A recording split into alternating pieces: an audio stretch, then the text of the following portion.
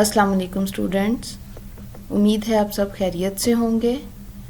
پچھلے لیکچر میں ہم نے نظم عدالت کا کمرہ اس کے اشعار کا مفہوم سمجھا تھا اور مشکل الفاظ کے معنی اور مرکزی خیال کیا تھا۔ ٹھیک ہے، آج ہم اس کے مشقی سوالات کریں گے۔ نظم عدالت کا کمرہ، شاعر کا نام افضل فیروز پوری، اور آج ہم اس کے مشقی سوالات کریں گے جو افق صفحہ نمبر 113 تا 114 ہیں۔ جی بچوں، اب اگلا سوال آپ کا سوال نمبر 11 ہے کہ مندرجہ ذیل کے قافیہ اور ردیف نظم سے ہی تلاش کر کے لکھیں۔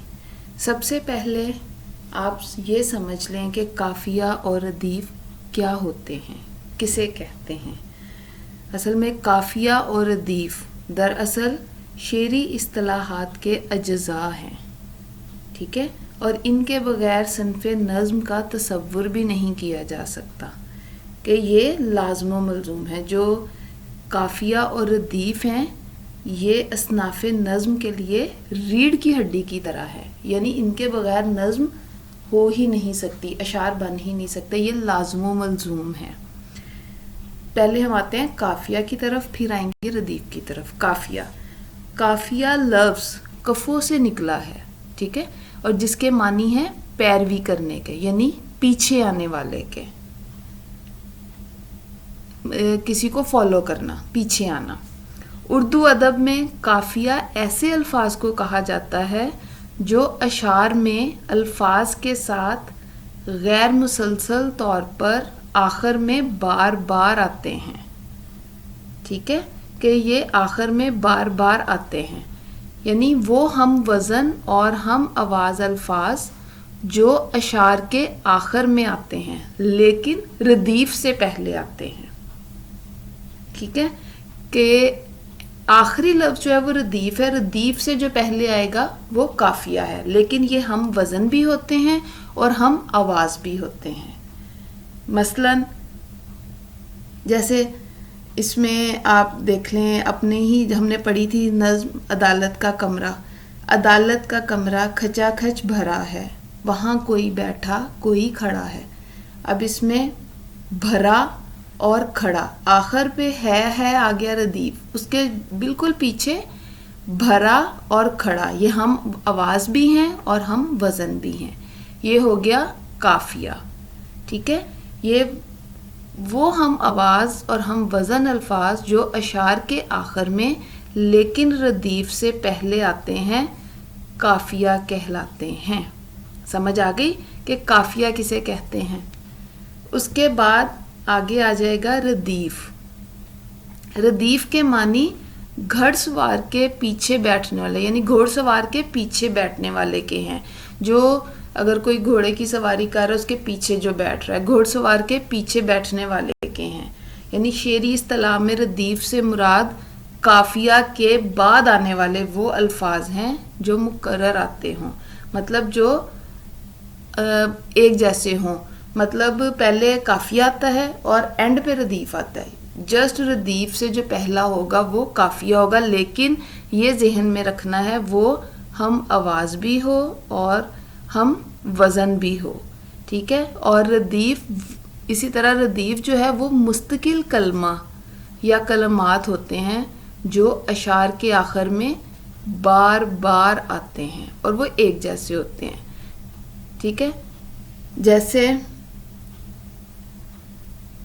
اب اس میں آ جائے گا، جیسے ایک شعر میں آپ کو سنا دیتی ہوں کہ اثر اس کو ذرا نہیں ہوتا، رنج راحت فضا نہیں ہوتا۔ اب اس میں دیکھیں ردیف کیا ہے، آخری لفظ ہوتا، دونوں میں ایک جیسا آیا، ہوتا ہوتا، وہ آ گیا ردیف۔ اب اسی طرح جیسے آپ کی نظم میں ہے، ہم نے پڑھا تھا کہ یہیں پاس چڑیا بھی ایک رو رہی ہے اور اشکوں سے وہ چونچ بھی دھو رہی ہے۔ اب اس شعر میں اگر ہم قافیہ اور ردیف نکالیں تو کیسے نکالیں گے؟ اب آپ دیکھیں آخری جو لفظ ہے وہ ردیف ہے اور وہ مستقل کلمہ ہے، ٹھیک ہے، جو اشعار کے آخر میں آتا ہے، مستقل یعنی کہ وہی آتا ہے، دونوں میں ایک جیسا آتا ہے۔ اب اس میں آپ دیکھو اس شعر میں آخر میں کیا ہے، رہی ہے یہ ایک جیسا، یہ مستقل کلمہ ہے. اور اس کے جسٹ پیچھے دیکھیں، ایک شعر میں آ رہا ہے رو رہی ہے اور ایک میں آ رہا ہے دھو رہی ہے. اب رو اور دھو یہ ہم آواز اور ہم وزن الفاظ ہیں، اس لیے یہ قافیہ ہے. ٹھیک ہے. اور آخری لفظ ہے رہی ہے، دونوں میں آ رہا ہے، یہ ہے ردیف. آپ نے یہ ذہن میں رکھنا ہے کہ آخری وہ مستقل کلمہ جو اشعار کے آخر میں آتا ہے وہ ردیف ہے، اور اس سے جو پیچھے آنے والا ہے وہ قافیہ ہے. اور قافیہ ہم وزن اور ہم آواز الفاظ ہوتے ہیں. ٹھیک ہے بچوں، آپ کو امید ہے اس کی سمجھ آ گئی ہوگی. اگر نہیں سمجھ آئی آپ پھر پوچھ سکتے ہیں. اب آپ کو سلائیڈ پہ کچھ قافیہ اور ردیف نظم سے آپ نے تلاش کرنے اور لکھنے ہیں. جیسے اب آپ اپنی نظم کھولیں گے صفحہ نمبر 112، نظم کو پڑھیں گے اور اس میں جیسے جیسے یہ لفظ آتے جائیں گے آپ اس کے آگے جو آ رہا ہے وہ لکھتے جائیں گے. جیسے پہلا ہے بھرا ہے. اب یہ پہلے شعر میں ہی آ گیا کہ عدالت کا کمرہ کھچا کھچ بھرا ہے، وہاں کوئی بیٹھا کوئی کھڑا ہے. یہ جو فل ان دا بلینکس آپ نے کرنی ہے، یہ خالی جگہ یہ آپ نے نوٹ بک پہ کرنا ہے بچوں کام. بھرا ہے کہ آگے آپ لکھو گے کھڑا ہے. ٹھیک ہے. اب اسی طرح رائے آپ کے آخری شعر میں آ رہا ہے، جو میری ہے جیوری کی بھی ہے وہ رائے، کہ 100 بار کوے کی دم کھینچی جائے. اب یہ دیکھیں رائے اور جائے یہ ہم وزن اور ہم آواز ہیں، یہ قافیہ ہے. اب دیکھیں قافیہ لازم و ملزوم ہے، اس نے آنا ہی آنا ہے. ردیف کبھی آ سکتا ہے کبھی نہیں، اور جب اگر ردیف نہیں ہوگا کیونکہ وہ مستقل کلمہ ہے وہ ایک جیسے آئیں گے. اگر ردیف نہیں ہے تو جو اینڈ والا ہے وہ قافیہ ہوگا. یہ بھی بات آپ نے ذہن میں رکھنی ہے. اب اس میں رائے اور جائے یہ ہم وزن اور ہم آواز الفاظ ہیں، اس لیے یہ قافیہ ہے. ٹھیک ہے. اس کے بعد ہے بولی کے ساتھ آ جائے گا کھولی. یہ آپ شعر پڑھو گے اس میں آپ کو سمجھ آ جائے گی. عدالت سے چڑیا جو رو رو کے بولی، بڑی سسکیاں لے کے جب چونچ کھولی. ٹھیک ہے. یہ کیا ہے؟ یہ بھی قافیہ. تو چڑیا نے سب ماجرا کہہ سنایا، میری دم تھی کوے نے کھینچی بتایا. اب دیکھیں سنایا کے ساتھ بتایا یہ بھی قافیہ ہے، یہ ہم وزن اور ہم آواز ہیں. ردیف ضروری نہیں کہ ہر شعر میں ہو، لیکن قافیہ ہر شعر میں ہوگا. ہم وزن اور ہم آواز الفاظ. اور ردیف بالکل اینڈ پہ آتا ہے اور اس سے پہلے جو ہوتا ہے قافیہ، لیکن جس شعر میں ردیف نہیں ہوگا اس میں آخر میں قافیہ آئے گا جو ہم وزن اور ہم آواز الفاظ ہوں گے. رو رہی ہے دھو رہی ہے، یہ میں نے آپ کو سمجھا دیا تھا. اب آگے ہے بتاؤ. اب یہ دیکھیں شکایت ہے کیا تم کو چڑیا بتاؤ، کوئی خوف تم اپنے دل میں نہ لاؤ. اب آپ نے یہ بتانا ہے یہ قافیہ ہے یا ردیف ہے. یہ میں اب آپ کو سمجھ آ گئی ہوگی، اس کو آپ نے سمجھ کے لکھنا ہے اور بتانا ہے یہ قافیہ ہے یا ردیف ہے. اب آگے ہے کہا اس خطا کی معافی نہیں ہے، سزا جو بھی دی جائے کافی نہیں ہے. معافی نہیں ہے کے ساتھ کیا آئے گا وہ آپ نے لکھنا ہے.